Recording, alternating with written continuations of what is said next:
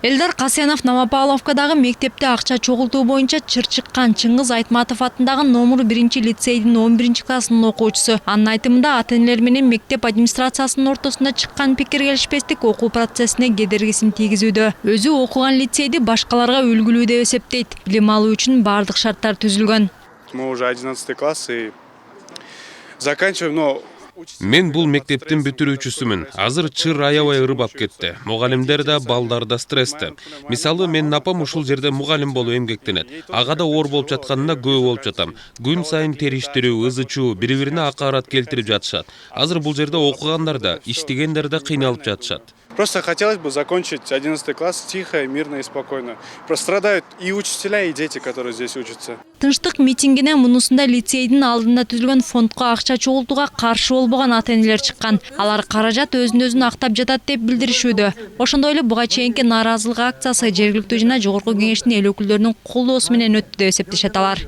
Шаардын чекесинен баардык үй салгысы келет. Участок жок калды. То, что салына турган мектеп, детсадка салына турган участканын баарын сатып ишкен.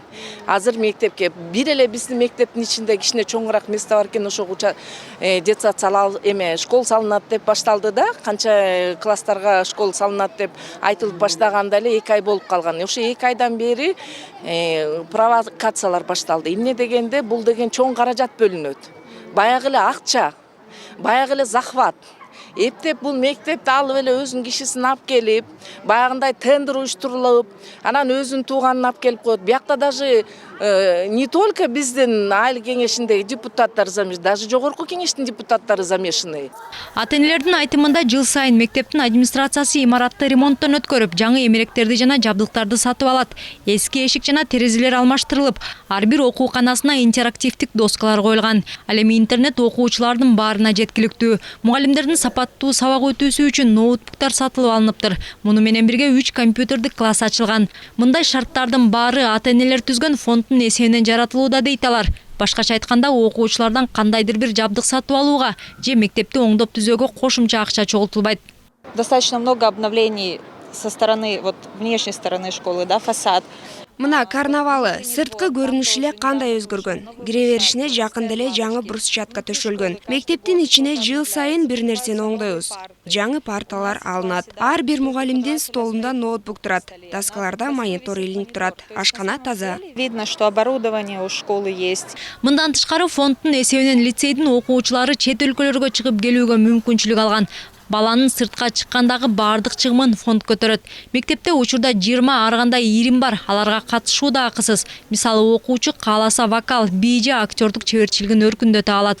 Ал эми райондук, облустук, республикалык же эл аралык сынактарга, фестивалдарга катышкандарга фонддун эсебинен бут кийиминен тарта костюмдарына чейин тигилет. Деньги, которые мы платим в фонд школы, она оправдывает себя в полной мере, на 100%.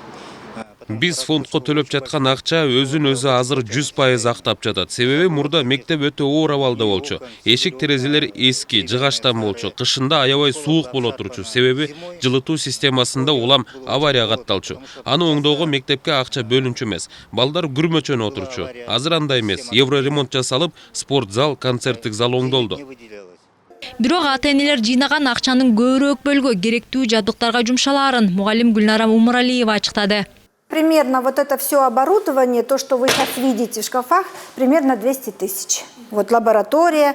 Силер азыр шкафта көрүп турган окуу куралдары жана жабдыктардын баары жеткирип бергени менен орточо баасы 200 000 сом турат. Булардын баарын Орусиядан алдырганбыз. Бул интерактивдик доска дагы башка керектүү буюмдары менен чогулган. 250 000 сом турат.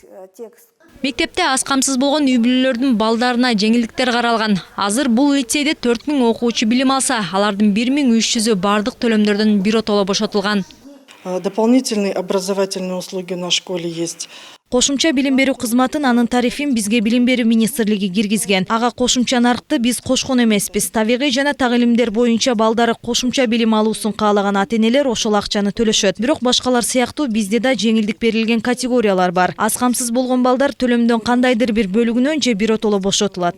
Тематическая, это математика, родиноведение, естествознание, биология. Учурда мамлекет мектептеги техперсоналдарга айына болгону 3500 сом, ал эми мугалимдерге 8000 сомдун тегерегинде гана маяна төлөйт. Мындай учурда лицей аларга кошумча акы төлөп берүүгө мажбур. Антпесе сапаттуу билим берүү мүмкүн эмес дейт мектеп администрациясын жактаган ата-энелер. Чынара Нурсейитова, Бегмай Жаныбекова, Калыс Акибаев, Нью ТВ.